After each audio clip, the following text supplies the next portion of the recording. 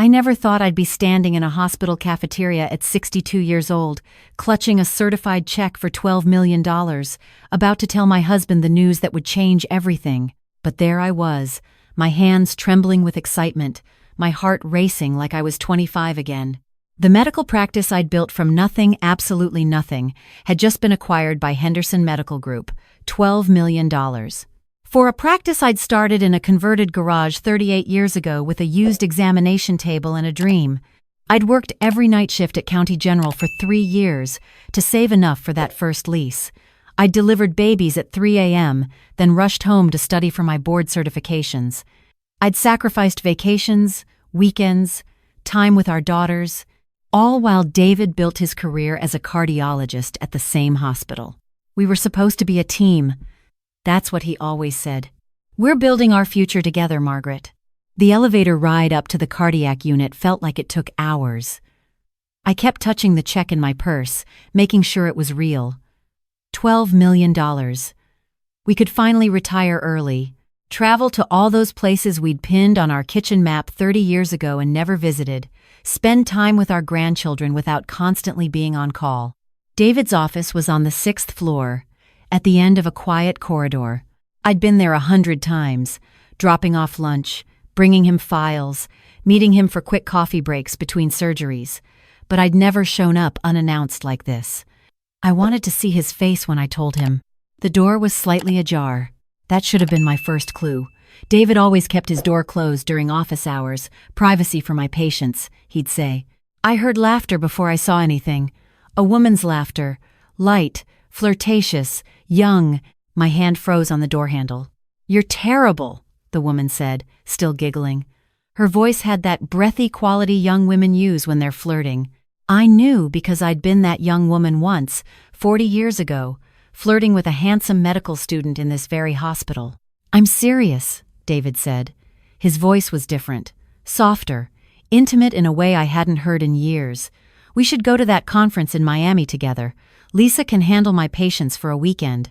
Lisa. Dr. Lisa Chen. His surgical resident. 29 years old. I'd met her at the hospital Christmas party 3 months ago. She'd complimented my dress with a smile that didn't quite reach her eyes. I should have walked away right then. I should have closed that door and pretended I'd never heard anything. But instead, I pushed it open. They weren't touching. That somehow made it worse. David was leaning against his desk, arms crossed, smiling at her in a way he hadn't smiled at me in a decade. Lisa was perched on the edge of his chair, her white coat discarded, her dark hair falling loose around her shoulders. They both turned when I walked in. The smile died on David's face so fast I almost felt sorry for him. Almost.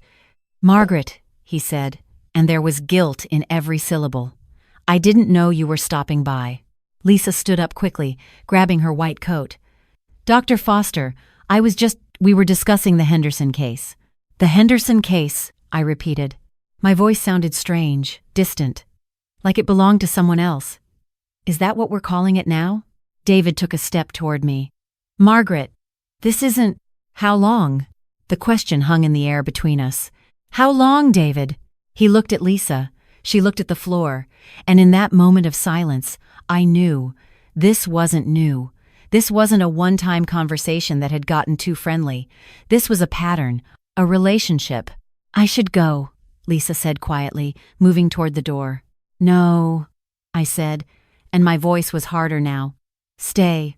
I think you should hear this too." I pulled the check out of my purse and held it up. "I came here to tell my husband that I just sold my practice for $12 million. I was going to suggest we retire early, travel the world, spend our golden years together." David's eyes widened when he saw the amount.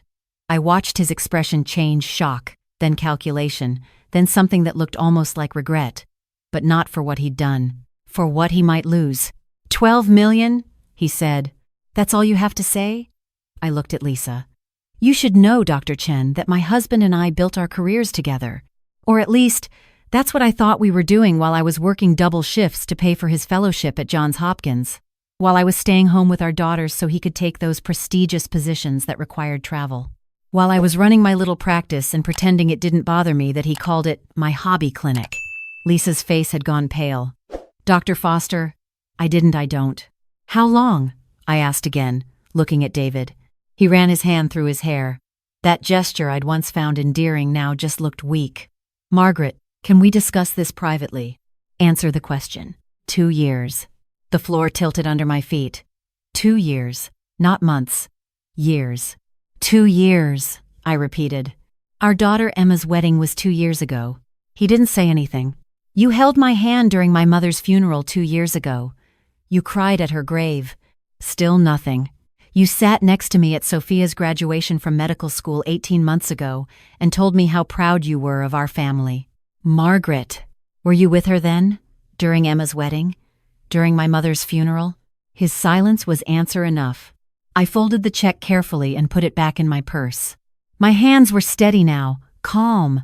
That's what 38 years of medical practice teaches you, how to stay calm when everything is falling apart. I'm going to leave now, I said. And I'm going to call my attorney. And you, David, are going to find out exactly how much your 2 years of fun are going to cost you. Wait, he said. And now there was panic in his voice. Margaret, we can work this out. We've been married for 40 years. 40 years, I said. And apparently for 2 of them, you've been planning a future with someone else. I looked at Lisa. I hope you know what you're getting, Dr. Chen. A man who can lie to his wife's face for 2 years is probably pretty good at lying to everyone else too. I walked out before either of them could respond. The thing about being a doctor for nearly 4 decades is that you learn to compartmentalize. You learn to function while your world is crumbling. I made it to my car before the shaking started, made it home before the crying began, but I didn't fall apart. I couldn't afford to. Instead, I called my attorney. Nancy Williams had been my friend since medical school. She'd gone into family law instead of medicine, and she was, as she liked to say, mean as a snake when someone tries to screw over my clients. Margaret? She answered on the second ring. This is a nice surprise. I need a divorce attorney. The best one you know. There was a pause. Then, oh, honey, what happened? I told her.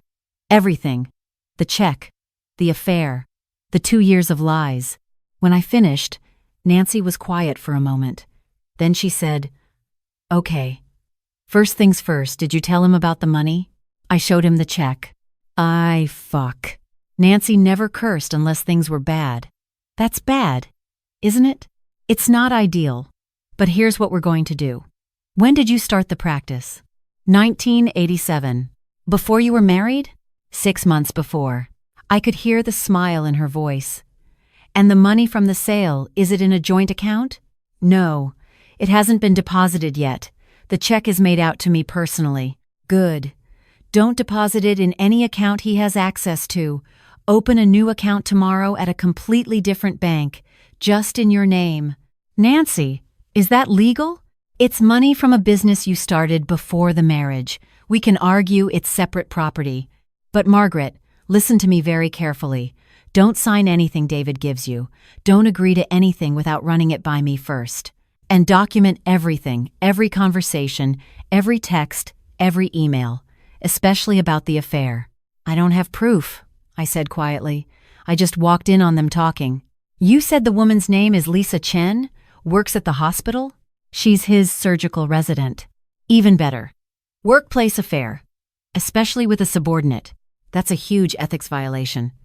Margaret, you just won the lottery twice in one day, once with that check, and once by catching him before he could hide anything. The next morning, I did exactly what Nancy told me. I opened an account at First National Bank under just my name. I deposited the check. I watched those numbers appear on the screen, 12 million, minus the cashier's check fee, and felt nothing. Then I went to work documenting everything.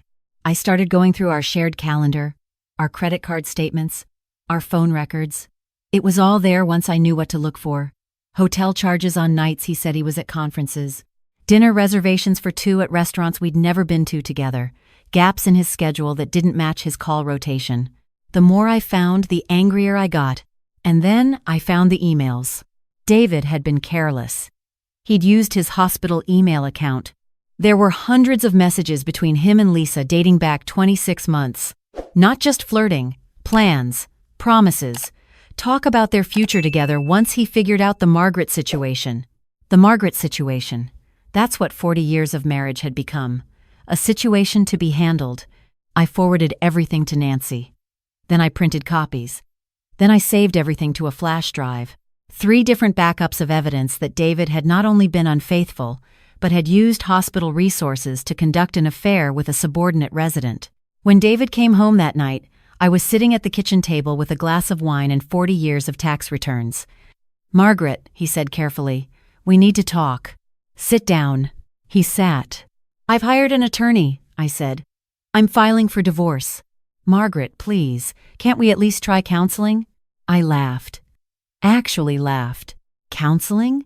You want to sit in a room with a therapist and explain how you accidentally fell into a 2-year affair with your 29-year-old resident? It's not what you think.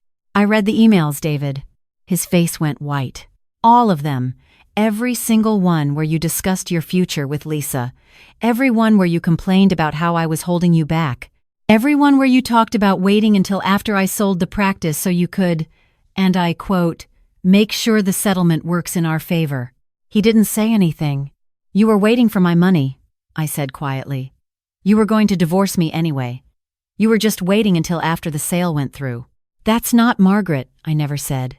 I slid a printed email across the table. January 15th. "Once M finally sells the practice, we can start planning our exit strategy. My lawyer says California is a community property state, so timing matters." I was confused. Confused for 2 years? That's a long time to be confused, David. He put his head in his hands. "What do you want?" "I want a divorce. I want you out of this house. And I want you to know that I've already sent copies of all these emails to Nancy." "Nancy Williams? Your friend from medical school? The best family law attorney in the county." "Yes." "Margaret, be reasonable. We built everything together. The house, our savings, our retirement accounts. We built nothing together," I said. "I built a practice while you built a career. I stayed home with our daughters while you traveled for conferences. I sacrificed my time, my opportunities, my advancement, so you could become chief of cardiology. That's not fair." "You know what's not fair? Finding out that for 2 years, while I was taking care of your mother during her chemo treatments, you were planning a future with someone else. You know what's not fair? Realizing that you only stayed married to me because you were waiting for my money." He stood up. "Fine. Have it your way. But that $12 million is community property, Margaret. I'm entitled to half." There it was. The truth finally out in the open. "Actually," I said calmly, "my attorney says otherwise. I started that practice 6 months before we got married, with my own money. Money I saved from working night shifts at County General while you were still in medical school that I helped pay for, by the way. That was 40 years ago. And I have the documentation to prove it. Every deposit, every loan payment, every business expense from day one. My practice, my money. We'll see what a judge says." "Yes," I agreed. "We will. And while we're at it, we'll let the judge know about your affair with a subordinate resident. I'm sure the hospital board will be very interested in that information too. Ethics violations, abuse of power, all those wonderful things that tend to end careers." David's face flushed red. "You wouldn't try me." He left that night, packed a bag and went to stay at what I later found out was Lisa's apartment, which was stupid because it just gave me more evidence. The next 3 months were hell. Not because I missed him, I was surprised by how little I actually missed him, but because divorce is ugly, even when you know it's necessary. David fought for everything. He wanted half the house, half the retirement accounts, half the $12 million. He claimed he'd supported my career, that his income had allowed me to build the practice, that we were equal partners in everything. Nancy destroyed those arguments one by one. She brought in the documentation showing I'd started the practice with premarital funds. She showed that David's income had never been used for business expenses. She demonstrated that not only had I not been dependent on David financially, but that I'd contributed equally to household expenses while building my own business. And then she brought in the emails. David's attorney tried to argue they were inadmissible, obtained without consent. Nancy pointed out they were from a hospital email account, which meant they were technically hospital property, which meant there was no expectation of privacy. The judge was not pleased with David, particularly when Nancy highlighted the emails showing he'd been planning to divorce me specifically to claim half of my business sale. "Your Honor," Nancy said, "Dr. Foster clearly entered into this affair with the intent to financially benefit from the timing of his wife's business sale. He waited 2 years, conducting a relationship with a subordinate employee at his workplace, specifically to position himself for maximum financial gain in a divorce settlement. This is not a case of a marriage falling apart naturally. This is calculated financial manipulation." The judge ordered a full financial disclosure, and that's when things got really interesting.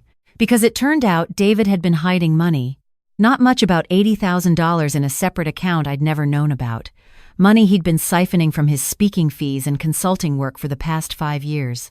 "Your Honor," Nancy said sweetly, given Dr. Foster's demonstrated willingness to hide assets and manipulate financial situations to his advantage, my client requests that the court consider whether this marriage should be dissolved based on fraud. David's attorney objected. The judge overruled. In the end, I kept the full $12 million. I kept the house. I kept my retirement accounts. David kept his retirement accounts, his car, and his shame. And because of the affair with a subordinate, the hospital board opened an investigation. Lisa Chen was quietly transferred to a different program. David was removed as chief of cardiology, though they let him keep his position as an attending physician, probably to avoid a lawsuit. Our daughters were devastated. Emma, our oldest, stopped speaking to David for 6 months. Sophia, who'd followed her father into cardiology, actually changed specialties to emergency medicine because she couldn't stand working in the same department. "How could he do this?" Emma asked me one night, crying over wine at my kitchen table. "How could he throw away 40 years for some resident?" "I don't know, sweetheart," I said. "I think maybe he was scared of getting old. Scared of not being the most important person in the room anymore. And a 29-year-old girl who looked at him like he was special was easier than doing the work of staying in love with someone who actually knew him." "That's so sad." "It is," I agreed. "But you know what? I'm 62 years old. I have $12 million. I have 2 beautiful daughters and 3 grandchildren who love me. And I have my whole life ahead of me without having to worry about whether my husband is lying to me." "Are you okay, Mom?" Sophia asked quietly. "Really okay?" I thought about it. I'm getting there. The divorce was finalized on a Tuesday. A completely unremarkable Tuesday in April. I signed the papers in Nancy's office, surrounded by law books and framed degrees and photos of her own grandchildren. "How do you feel?" she asked. "Free," I said, and I meant it. I sold the house 6 months later. Too many memories, and I didn't need a 4-bedroom house anymore. I bought a condo overlooking the ocean in La Jolla. 2 bedrooms, one for me, one for when the grandkids visited. I started traveling. All those places on our kitchen map that we'd never visited. I went to Paris by myself and spent a week eating pastries and visiting museums. I went to Thailand and learned to cook authentic pad thai. I went to New Zealand and hiked through mountains that made me feel tiny and powerful all at once.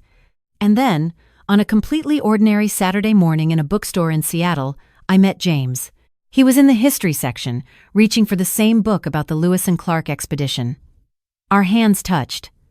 We both laughed. He offered to let me take the book. I suggested we could share it over coffee. He was 65. Retired. A widower whose wife had died 3 years earlier after a long illness. He had kind eyes and gentle hands, and he asked questions like he actually cared about the answers. "So what brought you to Seattle?" he asked over our 3rd cup of coffee. "I'm on a tour of all the places I never got to visit while I was married," I said.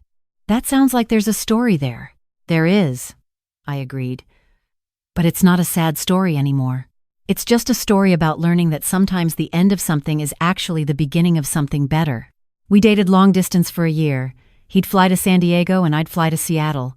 We took trips together: Ireland, Greece, Iceland. We talked about everything: our careers, our children, our regrets, our dreams. He never asked about the money, never tried to impress me with his retirement portfolio, never made me feel like I needed to be anything other than exactly who I was. On our 1-year anniversary, he proposed. Not with a dramatic gesture or an expensive ring, just a simple question over dinner in a small restaurant in Portland. "I don't need to get married again," he said. "I'm happy exactly as we are. But if you want to, If you think it might be nice to build this next chapter together officially, then I'd be honored to be your husband." I said yes. We got married in my backyard in La Jolla, with just our children and grandchildren present. Emma walked me down the aisle. Sophia officiated. She'd gotten ordained online just for the occasion. James's son gave a toast about how his father had been lonely for so long, and how grateful he was that I'd given his dad a reason to smile again. David sent a card. I didn't open it. That was 3 years ago. I'm 65 now. James is 68. We split our time between San Diego and Seattle. We have a small sailboat we take out on weekends. We host Sunday dinners where all the kids and grandkids gather and make too much noise and eat too much food. I volunteer at a free clinic twice a week because I missed medicine more than I'd realized. James volunteers at a literacy center, teaching adults to read. We're both still working, still contributing, but on our own terms now. Sometimes I think about that day in David's office, the check in my purse, the laughter I heard before I opened the door, the look on his face when I walked in. I don't regret any of it. Not the marriage, it gave me 2 incredible daughters. Not even the divorce, it gave me my freedom. And I definitely don't regret keeping that $12 million. Because here's what I learned. You can spend 40 years building a life with someone and still not really know them. You can sacrifice everything for a partnership and discover it was never really a partnership at all. You can think your life is over at 62 and find out it's really just beginning. Last week, Emma called to tell me she's getting divorced. Her husband cheated with a coworker. She was crying, devastated, convinced her life was over. "Mom," she said, "how did you do it? How did you survive?" "The same way you will," I told her. "One day at a time. One decision at a time. And by remembering that you are worth so much more than someone else's inability to see your value." But I'm 40 years old. I'm starting over from nothing. "You're not starting from nothing," I said. "You're starting from experience, from strength, from knowing exactly what you won't accept anymore. That's not nothing, sweetheart. That's everything." There was a pause. Then she laughed, a watery sound. "You sound like a fortune cookie." "I sound like a woman who's been exactly where you are and came out the other side better for it." "I love you, Mom. I love you too. And Emma? You're going to be okay. Better than okay." After we hung up, James came into the kitchen and wrapped his arms around me. "Everything all right?" "Yes," I said. "Everything's exactly as it should be."